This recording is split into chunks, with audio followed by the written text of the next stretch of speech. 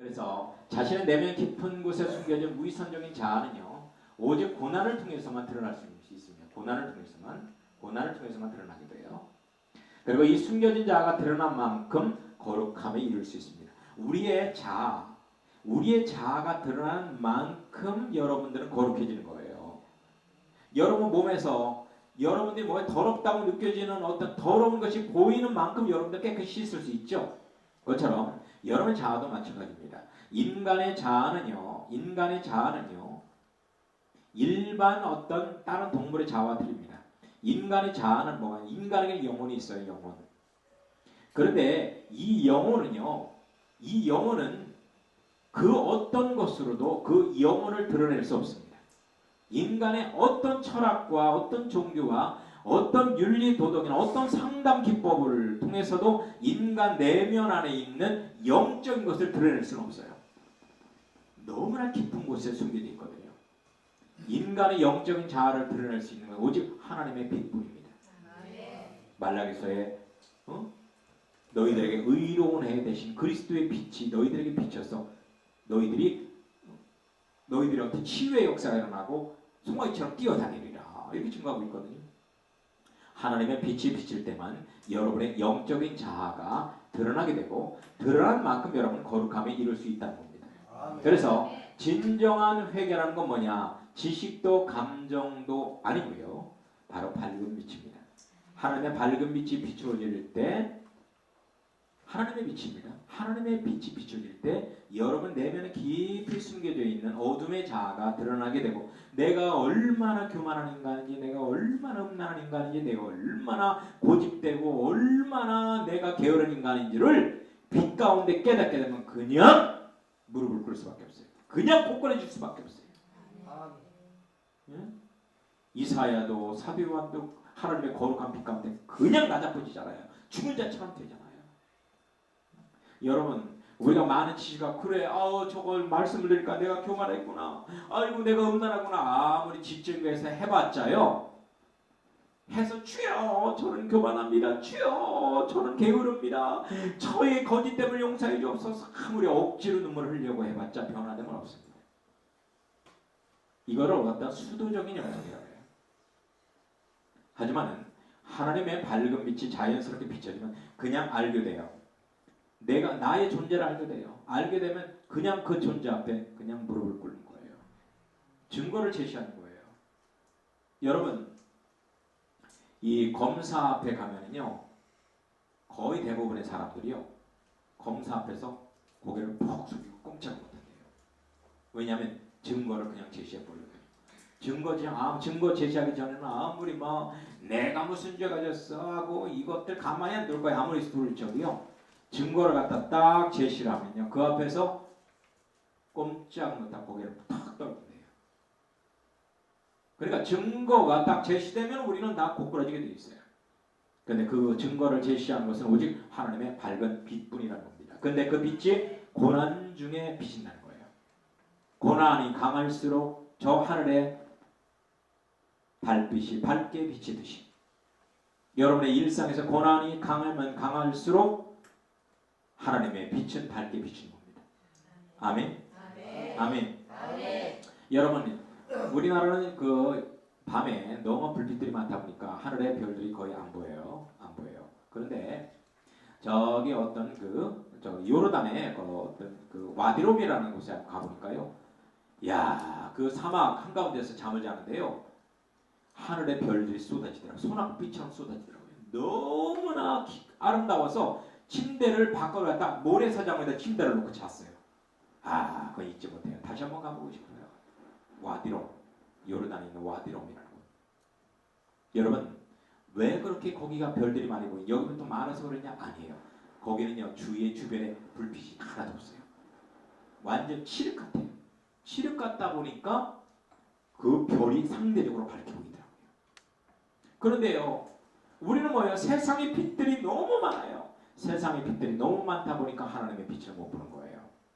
세상의 빛들이 너무 많다 보니까 세상의 빛을 다 차단을 시키면 하나님의 빛을 선명하게 볼 수 있는 것입니다. 여러분 실현과 역경 지금 제가 밝은 빛의 원리를 계속 들어가고 있네요. 시련과 역경을 통해서 숨겨진 자아의 실체가 수면 위로 드러나면 자신의 죄악됨과 무능력을 알게 되고요. 속죄원충이 절대적으로 필요함을 깨닫게 되고 주님만을 의지하는 역사가 일어나는 것입니다. 아멘. 그러니까 시련과 역경이 우리에게 꼭 필요해요? 불필요해요? 반드시 있어야 된다는 겁니다. 대환란의 7 나팔로 인한 시련, 7 대접으로 인한 시련, 이 시련이 우리에게 필요한 건 물론 밝은 빛이 비추어지면 죽어있는 나무는 빨리 썩습니다. 하지만 살아있는 나무는 그 빛을 통해서 소생합니다. 그 빛을 통해서 이파리가 청초하고 광합성을 하게 돼서 열매를 맺습니다. 죽어있는 영혼은 고난이 오면 빨리 죽습니다. 더 빨리 죽습니다. 더 빨리 완악해집니다. 하지만은 하나님의 성령을 가지고 하나님의 생명을 갖고 있는 우리 살아있는 그리스도인들은 고난이 오면은 그 가운데 하나님의 밝은 빛이 비춰지면서 우리 영혼이 소생케 되고 영적으로 새로워지고 강건해지고 성장하는 역사가 일어나면서 우리 영혼이 익어지는 거예요. 익은 열매가 되는 겁니다.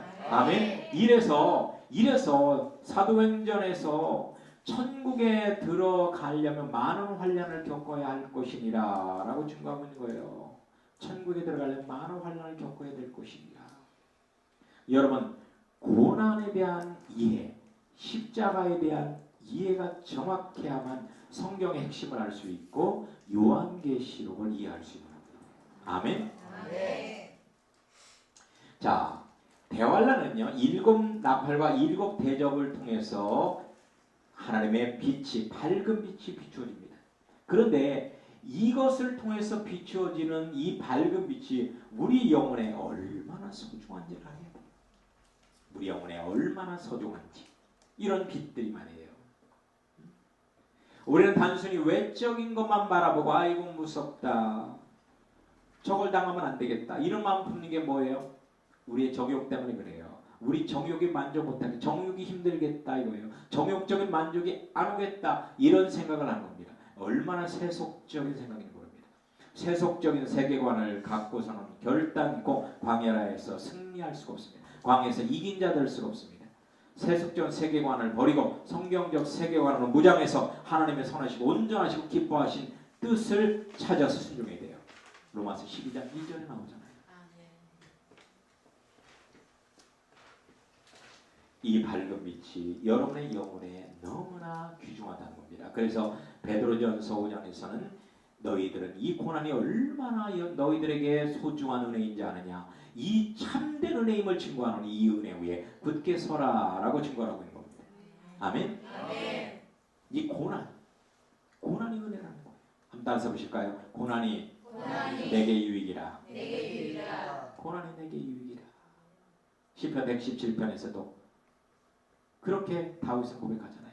고난이 내게 유익이라. 이로 말미암아 하나님의 말씀을 깨닫게 되었다. 이로 말미암아 내 영혼이 하나님의 말씀을 지킬 수 있는 능력을 갖게 되었다. 이렇게 고백하고 있습니다. 그 다음에 자아 파쇄의 원리입니다. 여러분, 대환란은요 자아가 드러난 만큼 깨지는 거예요. 대환란에서 우리의 자아가 드러납니다. 밝은 빛을 통해서 드러나죠. 드러난 만큼 깨지는 겁니다. 자아가 드러난 만큼 우리를 깨뜨릴 수 있어요. 드러난 만큼. 드러나지 않는 거 깨뜨릴 수는 없습니다. 드러나야 깨뜨릴 수 있는 거예요. 드러나야지. 그렇죠? 우리의 타락한 자아는 소멸되어야 천국에 입성하는 것이 아닙니다. 깨져야만 입성하는 거예요. 어떤 분은요, 우리의 자아가 완전히 없어져서 천국 가는 줄 알아요. 아닙니다. 여러분, 천국도 지옥도 우리의 자아를 그대로 가지고 갑니다. 우리의 본질은 그대로 가지고 갑니다. 천국 가도 지옥 가도 나는 나예요. 내가 다른 사람이 되는 거 아닙니다. 자아는요 완전히 소멸되거나 완전히 자아가 180, 자아가 완전히 딴 사람이 돼서 천국에 들어가는 것이 아니고요. 자아는 깨져야만 들어가는 겁니다. 자아는 깨져야 되는 거예요. 깨져야 되는 거예요. 그래서요, 어떤 이 극단적인 어떤 이 신앙 생활을 하는 분들은요, 아주 뭐랄까요, 아주 초율법적인 신앙 생활을 하는 분들은요, 자기 존재를 싫어합니다. 자기 존재를 완전히 말살하려고 해요. 그러다 보니까 자기 존재를 완전히 덮어버리고 회칠한 무덤처럼 덮어버리고 다른 사람으로 살려고 합니다. 이렇게 하면 할수록 점점 뭐예요? 회칠을 계속하지요. 무덤에다가 회칠은 계속하는데 회칠 속에는 뭐예요? 시신은 계속 썩어가잖아요. 계속 속에는 썩은 내가 나고 썩은 물이 흐르잖아요. 그걸 모르는 거예요. 그걸 모르는 겁니다. 그 이단들이 그렇죠. 이단들이 그렇고요.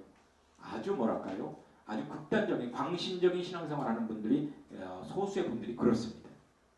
그런데 우리 자아는요.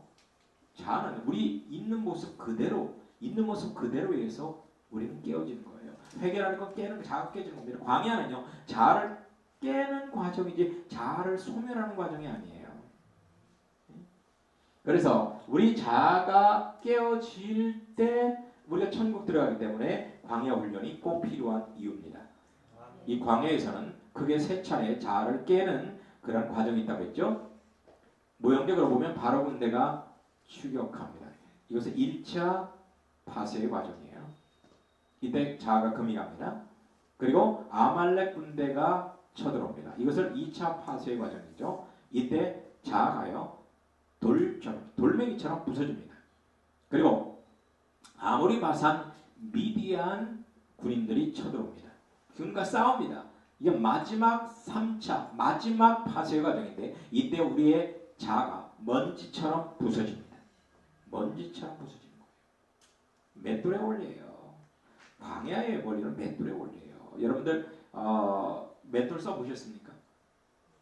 저는 농촌에서 자랐기 때문에 맷돌을 많이 써봤는데요.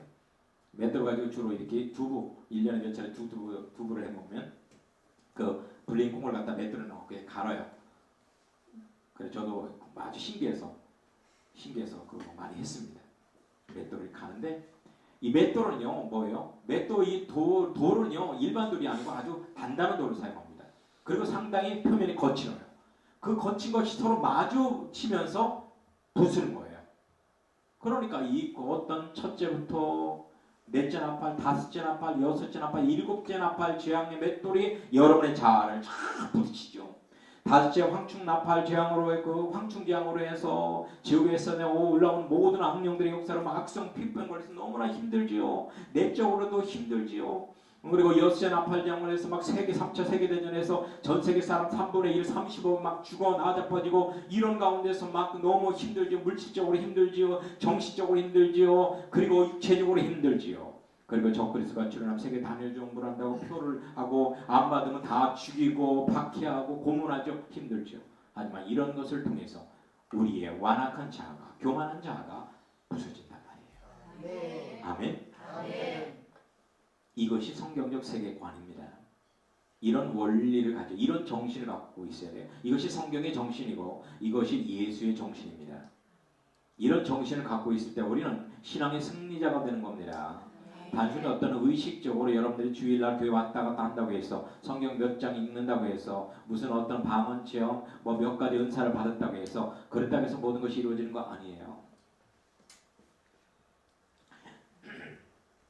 자, 사도 요한은요 대화를 통해서 자아가 깨어져야 함을 증거를 하기 위해서 요한계시록을 기록했다는 겁니다. 사도 요한은 먼저 예수님의 제자로 3년간 예수님과 함께 동거동락하면서 영적 광야를 신속하게 통과를 합니다. 하면서 사도 요한은 모든 걸 버리고 예수님을 쫓았거든요.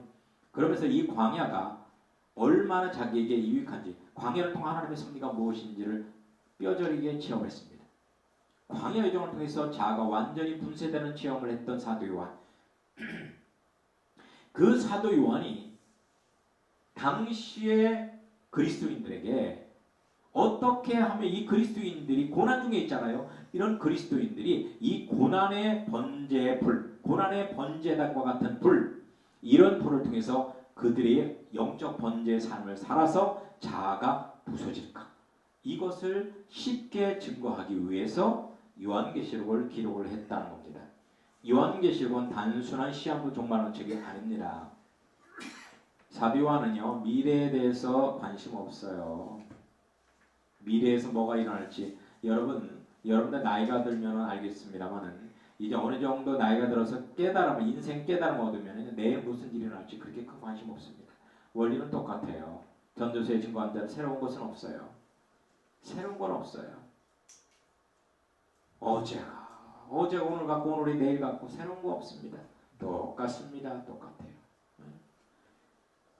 여러분 내일 어떤 일이 일어난다 할지라도 그것은 과거에 다 일어났던 사건들이에요. 더 큰 일 일어나지도 않고요. 덜한 것 일어나지도 않아요. 다 비슷한 것들이 돌고 돕니다. 그게 역사예요. 그게 인생이에요. 사도 요한은 사람들에게 미래에 이런 일이 있을 거다 이런 것을 단순하게 알려주기 위해서 쓴 어떤 종말론의 어떤 내용을 사람들에게 알려주게 쓴 것이 아니에요. 이런 어떤 종말론 어떻게 종말에 대한 사건들을 토대로 해서 자아가 파쇄되는 이 원리, 자아가 깨어지는 이 영적인 원리, 연단의 원리, 십자가의 원리, 광야의 원리, 속죄의 원리를 증거하기 위해서 요한계시록을 기록을 했다는 것입니다. 아멘. 자, 그래서 구원받은 성도들이 겪는 일상의 모든 고난, 여러분도 많은 고난을 겪고 있죠. 자, 목회를 하는 목회자든 아니면 성도든 간에 고난 없는 사람 없습니다. 신자든 불신자든 간에 고난 없는 사람 없습니다.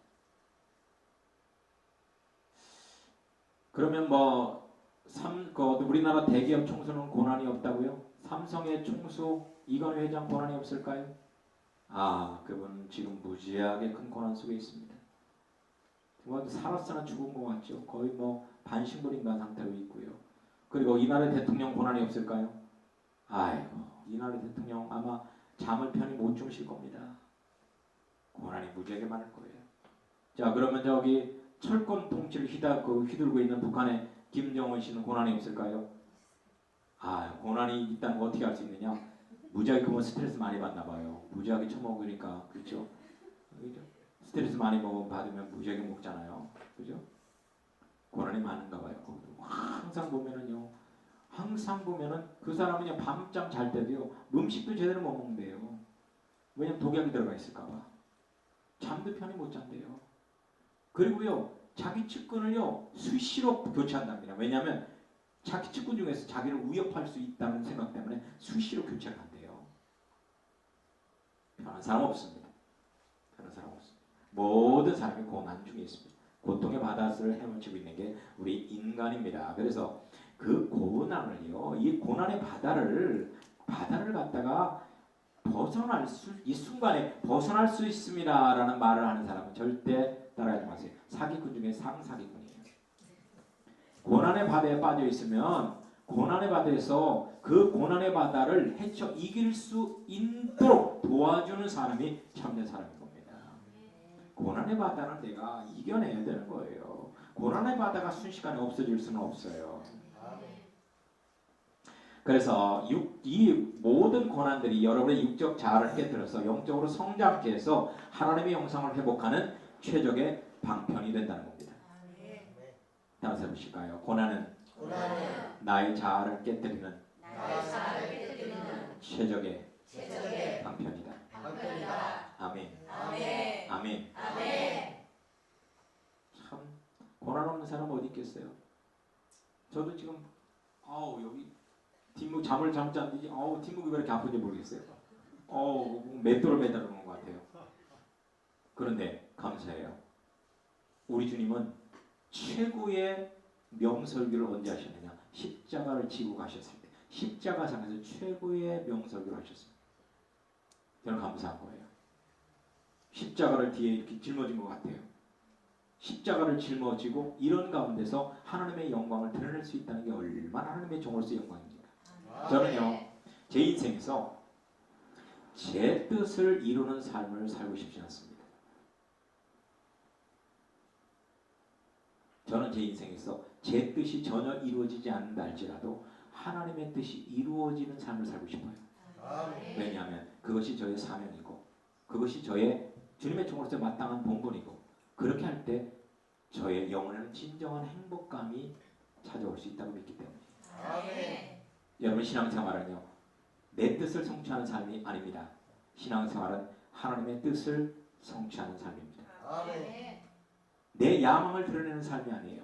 하나님의 의를 드러내는 삶이에요. 아멘. 아멘. 아멘. 아멘. 여러분 주님께서는요. 보석과 같은 사람을 데려가기 위해서 공중강림하십니다. 어중이 떠중이 모든 사람을 데려가려고 하는 게 아니에요. 도적이 오면은 도적같이 데살로니가전서 5장에 도적같이 온다고 했는데 도적이 오면은요. 집에서 있죠. 도적이 와서 제일 먼저 화장실을 가서 화장실에 있는 똥을 퍼간다고 생각해봐요. 이게 도적입니까? 바보 멍텅구리지? 몰래 와서 남의 집에 똥을 퍼가려고 집에 몰래 옵니까? 예? 이런 도적놈이 어디 있어요 세상에. 그런 도적놈이 있으면 소개 좀 해줘요. 우리 집 똥이나 좀 퍼가라고 하네. 아 1년에 한 번 푸는 것도 돈 많이 들어요. 이거. 똥이나 좀 착착 퍼가라고 하네. 여러분 도적이 오는 건 뭐예요? 귀한 것 가져가려고. 귀한 것 가져가려고요. 보석 같은 거 가져가려고. 여러분 우리 주님께서 도적같이 공중강림, 대환란 직전에 공중강림하십니다. 뭡니까? 보석 같은 하나님의 백성을 먼저 추수하려고. 아멘. 그런데 이 보석은 많지 않습니다. 세상에 보석은 많지 않아요. 아주 존귀한 것은 소수입니다. 소수 아주 적기 때문에 귀한 거예요. 여러분들이 하나님을 보시기에 보석 같은 분들이 되기를 예수님의 이름으로 축원합니다. 아멘. 할렐루야. 아멘. 자, 여러분 십자가를 상징하는 기독교는요. 일상의 고난을 긍정하는 가장 실제적인 종교입니다. 일상의 고난을 긍정하는 가장 실제적인 종교예요. 그래서 기독교가 들어간 나라마다 개혁되잖아요. 그죠? 해적의 나라, 영국, 야만의 나라, 독일. 기독교가 들어가면서 개혁돼서 신사의 나라가 예수의 나라가 바뀌지 않습니까? 그렇죠? 그런데 불교가 들어간 나라, 힌두교가 들어간 나라, 이슬람이 들어간 나라 한결같이 못 삽니다. 왜 그렇습니까? 그건 바로 기독교적 세계관 때문에 그래요. 가서 교회당 세웠다고 기독교가 들어간 거 아니에요. 기독교의 정신이 들어간단 말이에요. 기독교의 정신이. 기독교의 정신이 들어가면요. 사람들은 일상의 모든 고난을 뭐예요? 긍정하고 그 고난을 통해서 하나님의 뜻을 발견하려고 하고 그 고난을 발판 삼아서 도약하려고 합니다. 일상의 의미를 찾게 된단 말이에요. 의미. 그러니까요. 당연히 성공할 수밖에 없죠. 어떤 환경에서든가 성공할 수밖에 없죠. 여러분, 저 에스파냐 사람들은요. 중남미에 갈 때 그들은 황금을 찾아서 갑니다. 황금을 찾아서 중남미에 갑니다. 그리고 청교도들은 하나님을 찾아서 북미 대륙에 갔습니다. 그런데 어떻게 됐습니까? 황금을 찾아서 중남미에 갔던 유럽 사람들은요. 다 거지가 됐어요. 지금 와 중남미 엄청 못 살아요. 그런데 하나님을 찾아서 북미 대륙으로 갔던 사람들은 세계 최고의 나라로 만들었습니다. 그래서 우리 일상에서 무엇을 찾는 삶을 사느냐, 삶의 우선순위를 어디에 두느냐, 이것이 대단히 중요하다는 겁니다. 이 대화론 중의 고난은 우리의 겉사람과 속사람을 분리하는 밝은 빛과 겉사람이 자아를 파쇄하는 망치의 역할을 동시에 수행한다는 거예요. 동시에 수행합니다.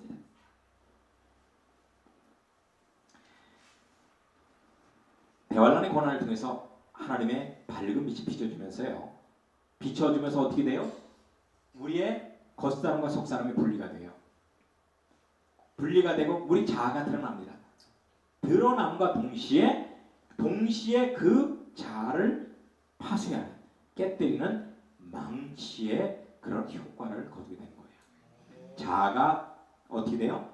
분리되고 드러나고 깨지는 거. 이것이 대환란의 고난을 통해서 동시다발적으로 이루어지게 되는 겁니다. 아멘.